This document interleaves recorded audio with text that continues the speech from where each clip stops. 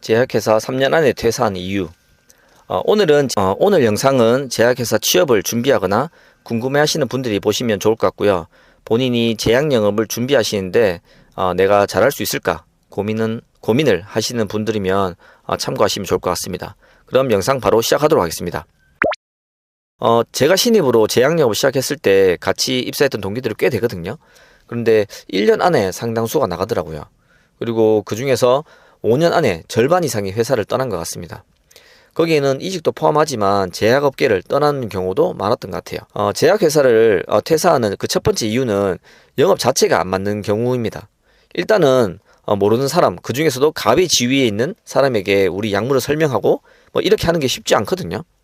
저도 처음에는 병원에 들어가는 게 너무 어려워서 병원 앞에서 담배를 2가지씩 피고 들어갔다가 냄새가 너무 난다고 면박당하고 거기에 더 당황해서 말 더 못하고 뭐 이런 경우도 있었는데, 아무튼 본인은 아실 겁니다. 이런 일들을 지금 당장 내가 낯설어서 못하는 건지 시간이 조금 지나면 할 만한 성격인지는 회사 취업 전까지의 경험을 바탕으로 본인이 판단해 보시는 걸 추천드리고요. 그리고 추가적으로 자존심이 좀 세신 분들은 어려울 수도 있어요. 왜냐면 뭐 물론 영업이 그렇잖아요. 특히나 제약 영업은 이 갑과 을이 명확하게 나누어져 있어서 일을 하다 보면 자존심이 상한다고 생각이 들 때가 있거든요. 근데 그렇게 되면 이제 일을 하기가 쉽지 않죠. 근데 그래도 계속 다니시는 분들의 특징을 보면 그런 경우를 자존심이 상한다가 아니라 그렇게 되는 원인을 생각하고 개선하려고 하는데, 그 상황에서 감정을 대입시켜 버리는 분들은 좀 힘들 수도 있다, 이렇게 말씀을 드릴 수 있을 것 같습니다. 뭐 그런 사례들은 너무너무 많고 사람마다 자존심이 상하는 케이스가 또 다를 수 있으니까 일일이 열거를 하기는 좀 그럴 것 같고요. 그런데 뭐 이럴 수는 있습니다. 저 같은 경우는 내가 좋아하는 일을 하더라도 금전적인 보상이 적으면 흥미가 그렇게 가진 않더라고요. 반대로 내가 완전 마음에 들지 않더라도 돈이 조금 되는 일이다, 그러면 약간은 참고 또 좋은 면을 보려고 하는 것 같아요. 내 직업관이 나는 내가 무조건 좋아하는 일을 해야 된다, 이런 분들 있잖아요. 그런데 전 그렇지는 않거든요. 그래서 제가 말도 잘 못하고 자존심이 상한 일이 있어도 그냥 참고 했던 것 같아요. 그러니까 여러분들도 혹시나 부끄러움이 많거나 혹은 자존심이 세신 분들도 뭐 난 그래도 참고 할 수 있다, 뭐 그러면 한번 뭐 해보는 거죠 뭐. 두 번째는 병원 영업의 현실입니다.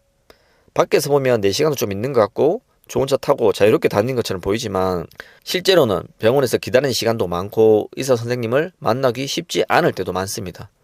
그래서 생각했던 일이랑 다르다, 이렇게 느끼면서 나가는 경우도 꽤 있는 것 같아요.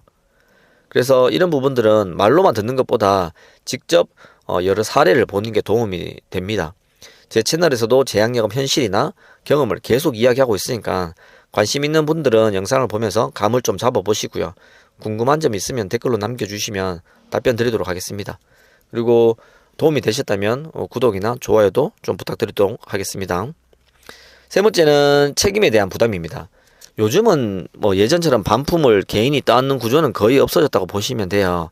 그런데 중요한 건 형태가 바뀌었을 뿐이지 결과에 대한 압박과 책임은 여전히 존재한다는 걸 말씀드릴 수 있을 것 같습니다. 성과가 나오면 보상이 있지만 그만큼 숫자로 평가받고 결과로 말해야 되는 직무잖아요. 이 부분이 생각보다 스트레스로 느껴지는 분들이 많이 있거든요. 저 같은 경우에도 신입사원 때 어떤 품목에 대한 타겟이 내려오면 팀장님이 너 이거 무조건 해야 돼, 안 되는 거 없어, 못한다, 이런 말 하지 말고 무조건 해, 집에 가지 말고 해, 뭐 이렇게까지 압박을 줬었거든요. 저도 그 당시에 엄청 스트레스 받았어요. 어쨌든 전 견디긴 했는데 쉽진 않습니다. 그런데 이렇게 뒤를 안 두고 신입 때 일을 해보면 어떻게 할지를 생각을 하거든요. 그러면 진짜 되기는 됩니다. 아무튼 책임에 대한 스트레스를 못 이긴다면 퇴사를 많이 하더라고요.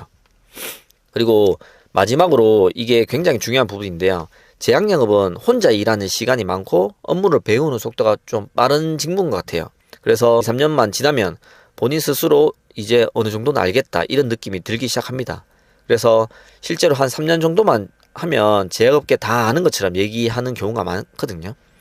그런데 문제는 그 시점부터 좀 성장이 멈춘 느낌을 받는다거나 어느 순간 이걸 계속 이 일을 평생 해야 하나, 이런 질문이 시작될 수가 있거든요.